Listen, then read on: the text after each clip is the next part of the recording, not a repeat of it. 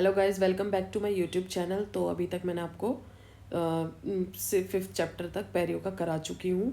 अभी मैं next six chapter से स्टार्ट करेंगे हम लोग जिंजाइवल इनलार्जमेंट। इसका फर्स्ट क्वेश्चन है इसका। चलो करते हैं। Tuberous sclerosis is seen in vascular fibroma cases.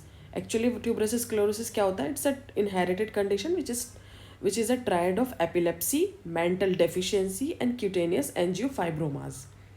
Okay, so it's seen in vascular fibroma. अब gingival enlargement is a side effect of phenytoin, calcium channel blocker and also in acute myelocytic leukemia.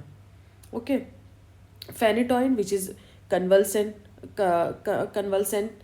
calcium channel blocker, which is like nifedipine, and immunosuppressant drugs also cause gingival enlargement, which is cyclosporin. So gingival enlargement is a side effect of all of the above.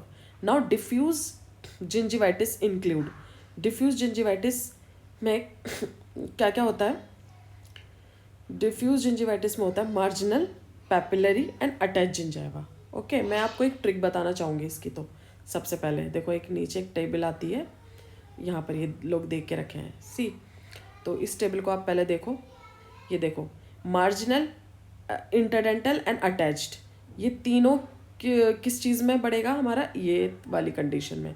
और इसका हमारा mnemonic है flip, FLIP, यानी कि अगर flip होगा तो marginal, interdental and attach gingiva पे क्या आएगा? एनलार्जमेंट। तो F my means fibrotic, L means leukemic, I means idiopathic, P means plasma cell gingivitis.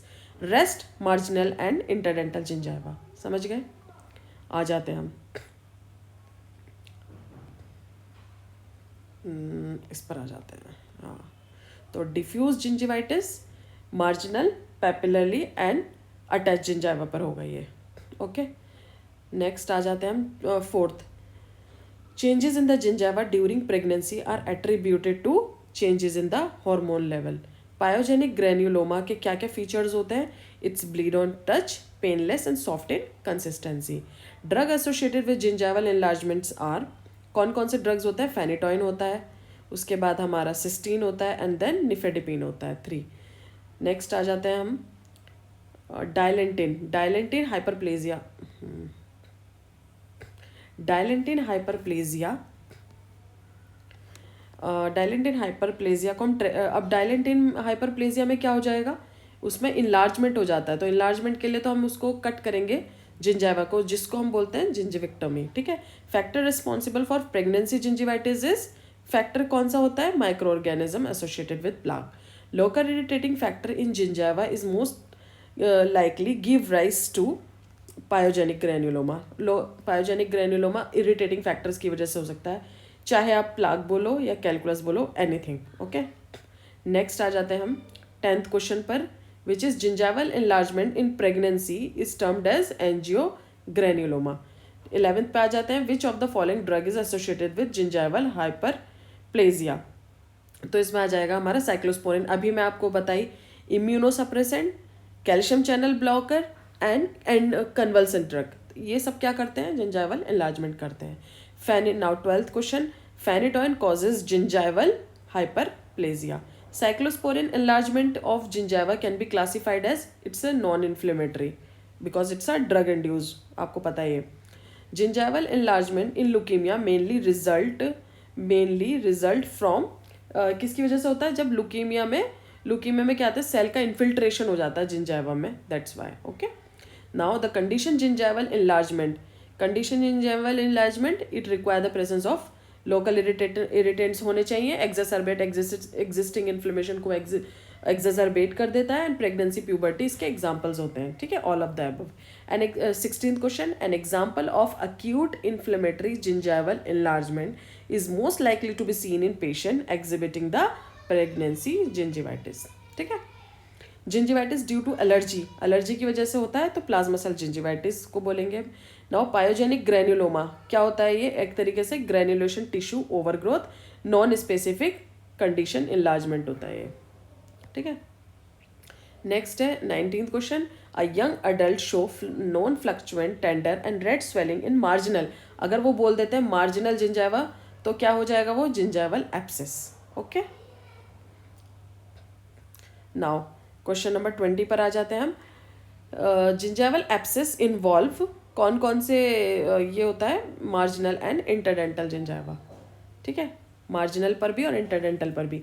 Now question 21, which organism is increase in pregnant lady, तो Prevotella intermedia बढ़ जाते हैं, ठीक है। Which now 22 question, which type of enlargement is seen in puberty, कौन से type के दिखते हैं हमें, interdental papilla and facial gingiva both are enlarge. अभी मैंने नीचे एग्जाम्पल दिए थे आपको, एक बार उसे रिवाइज कर देना। फ्लिप मिया, फ्लिप वाली कंडीशंस में हमें मिया marginal, interdental and papillary gingival दिखेगा, रेस्ट में हमें इंटरडेंटल एंड फेशियल और पेपिलरी जिंजाइवल एनलार्जमेंट दिखेगा। Now next, folic acid deficiency is precipitated by phenytoin. Okay, important question है ये भी। ये megaloblastic anaemia, folic acid deficiency anaemia कर देता है, ठीक है। Now condition gingival enlargement is usually not drug induce, ठीक है। Condition gingival enlargement is not usually due to drug induce. Now 25th question, the predominant fibre group affected in early lesion of gingivitis. अब gingivitis के fibres ही affect होंगे, तो कौन कौन से होते हैं, एक तो होता है सर्कुलर, दूसरा होता है dento gingival fibres, these are affected. Next, based on बोकेनकेम्स ग्रेडिंग, तो इसकी देखो बोकेनकेम्स ग्रेडिंग हमारी 4 तरीके की होती हैं, एक होती है 0, 1, 2 एंड 3, ठीक है। इसमें क्या होगा, कुछ नहीं होगा, नो एनलार्जमेंट। अब इसमें जो है ये पूरा पेरिडोंटल पेपिला हमारा पूरा एनलार्जमेंट होता है। सेकंड में आ जाएंगे तो पेरिडोंटल पेपिला के साथ साथ मार्जिनल भी हमारा इनलार्जमेंट होगा। अब ये थर्ड में इतना इनलार्जमेंट होता है कि जो क्राउन है वो भी 2/3 कवर्ड हो जाता है, 3/4, तो ये 3/4 ग्रेड 3 में आ जाएगा।